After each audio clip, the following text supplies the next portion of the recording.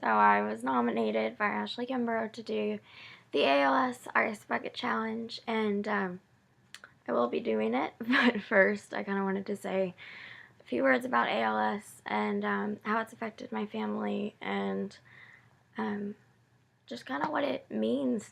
Because I feel like people know what this challenge is, and they still don't know what ALS is. Um, and if that's you, then I have to say shame on you, because it's not that hard to Google ALS. Anyways, my aunt has ALS, or my great aunt technically.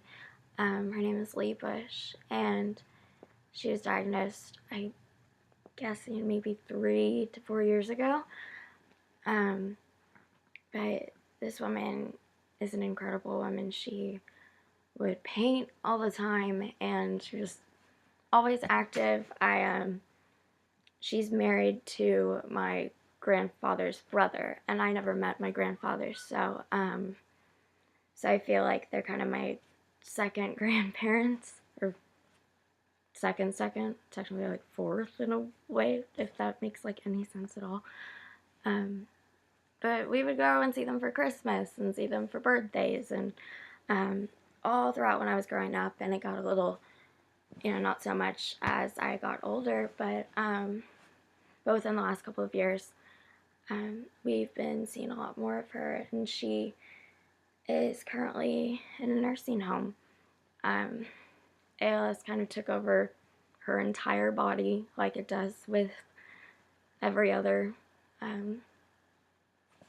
patient that has it, and so your whole body kind of just loses the ability to do anything. So it technically affects your spinal cord and reaches your brain and just every part of your body, to the point where she can't walk, she can't use her hands for the most part, she can't really write, and she can barely talk. And that's what's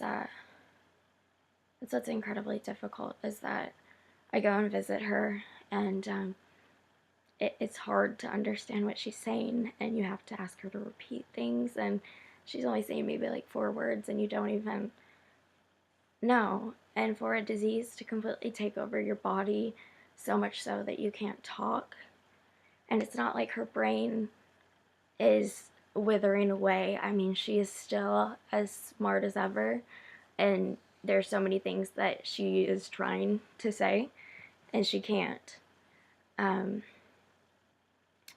And she can't, I mean, she has a feeding tube because she can't even fully chew her own food. There have been many times where she would try and eat something and she would choke on it. I saw her choke on a smoothie at one point, and to not even be able to fully process a full smoothie, I mean, I can't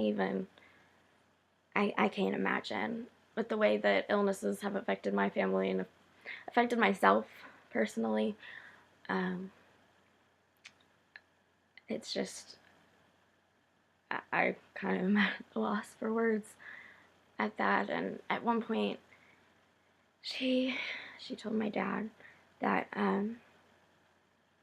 that I was strong, and that that she looked up to me, and that I was a role model, and she was proud of me, and it gave her hope to continue living. And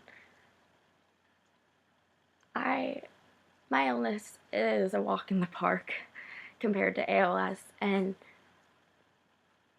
I've been through some tough stuff, and so for her to look up to me in that way, that doesn't even make sense to me. But it shows how incredible of a woman she is, and just how amazing she is, and that's really how all of these ALS patients are. There's only 30,000 cases reported in the US, which is very small. It's a very small number, and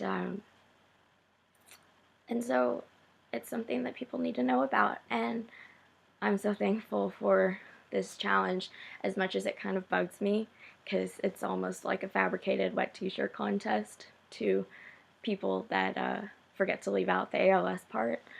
which is infuriating, oh my goodness.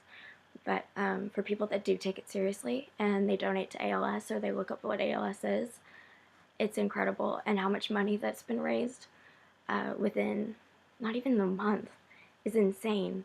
And so for any of you who are watching that have donated, I cannot begin to thank you enough. This is something that needs donations, it needs research. Just these people are strong and they need to find a cure, because this kind of illness is heartbreaking to anyone who knows someone with it. You know how tough it is, and even to just read about it, if you don't know someone, to read about it and really see what this illness is capable of, that has to break your heart. Any normal person with emotions, it would break their heart. So I'm beginning to ramble, but well, the last thing I was going to say is I know there's the $100 donation and things like that, so it's not like you don't completely have to donate. I know that not everyone is financially secure like that to immediately just drop $100. I know I'm not right now, and so the best thing that you can do if you can't donate is to just spread awareness, to talk about it, to post a link as to what it is, to read about it and to learn about it. My goal in life is generally to be a health advocate. Speaking of which, this isn't a coincidence. No, it kind of is. But to just talk about illnesses, any illness, and get the awareness out there, get people knowing about it, and to stand up for those who can't stand up for themselves, like people with severe cases of ALS. So yeah, I guess I'm supposed to nominate or challenge a couple of people. So I am going to do Rachel Palmer and Addie Arth, and oh my gosh, I had another one. That's really awful. I'm sorry. This is like the longest video ever.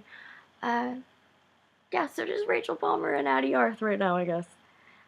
So, oh, Hannah McCorkle, right? And Cam Hincapie and Greg Loftus. Wow, they all came rushing in at once.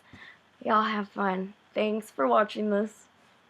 And here's some ice water on me. Bye.